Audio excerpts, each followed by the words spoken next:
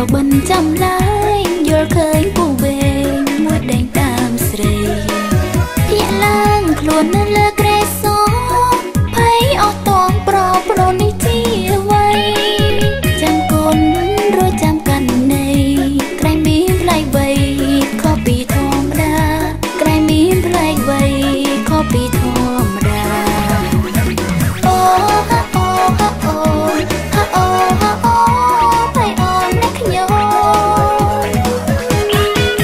លុះស្អែកឡើងចាំក៏ទៅផ្សារមានប្រុសសង្ហាគេញញឹមដាក់ខ្ញុំយ៉ាងមិនចេញអារម្មណ៍ខ្ញុំពេលនេះដូចជាប្រៀបដាងផ្ដើមព្រឿឆ្អឹងខ្នងមកសុំស្គាល់សុំរាប់អានស្រីសុំជួមនិស័យសុំហៅអូនបងមិនយល់តោះអីបងសុំស្គាល់ទាំង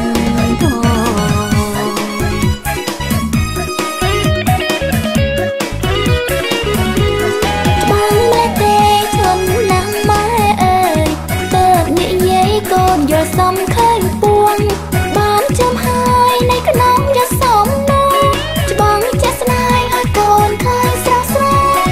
ជាកំឡោះកូនបានជួនពីថ្ងៃ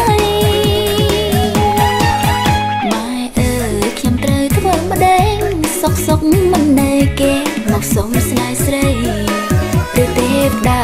លោកបានរៀបចំឲ្យកូនក្រមុំឆាំមានប្តីឲ្យមិនឲ្យម៉ែអើយចាប់ស្ដីចំណែកក៏ស្រីគឺស្រេចលើចិន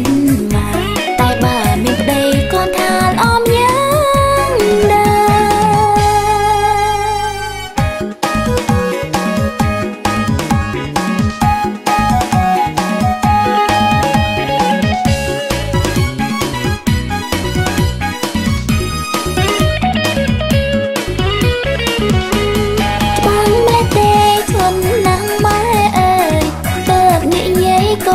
សំឃើញពួង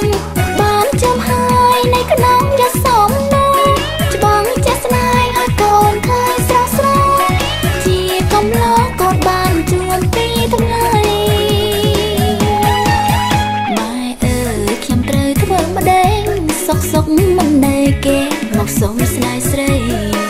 ឬទេវតាលោកបានរៀបចំឲ្យកូនក្រមុំឆាំមានប្តីឲ្យមិនឲ្យម៉ែអើយចាប់ស្ដីចំណែកក៏ស្រីគឺស្រេចលើចិន